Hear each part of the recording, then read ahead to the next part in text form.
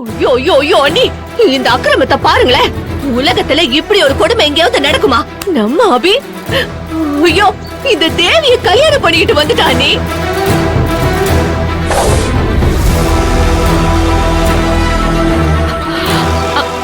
அப்பா என்னம்மா? அபிமாமாக்கு கல்யாணம் ஆயிடுச்சா? என்னப்பா இது கொடுமை? எனக்கு ஒண்ணுமே புரியலம்மா. நான் தான் இங்க இருக்கேனே. அண்ணி அண்ணி,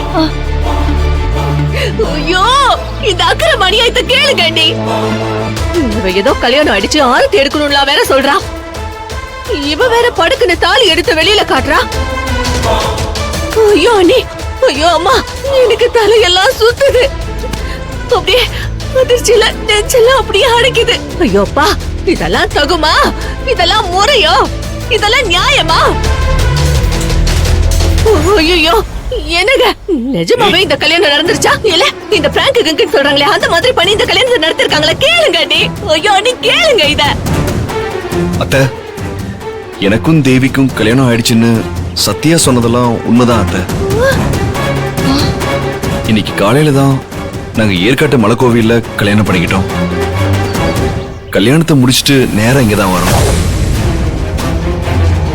ஐயோ, ஏய், யார கேட்டு நீ கல்யாணம் பண்ண? தேவி உயிரோட வந்தான்னு சொன்ன, அது சரி. ஆனா பெத்த அம்மாவுக்கு தெரியாம அவளுக்கு தாலி கட்டி கல்யாணம் பண்ணிக்கிட்டு வந்து நிக்கிற. இது அக்கிரமம் அநியாயம் இல்லையா? என்ன அபி இது? இல்ல மாமா, நடந்த எல்லாமே நாங்களே எதிர்பார்க்காம சடசட நடந்துருச்சு மாமா. என்ன அபி கதை விடுற? ஒரு பொண்ணு கழுத்துல தாலி கட்டி இருக்க, அப்படியே சட்டுன்னு நடந்துருச்சுன்னு சொல்ற?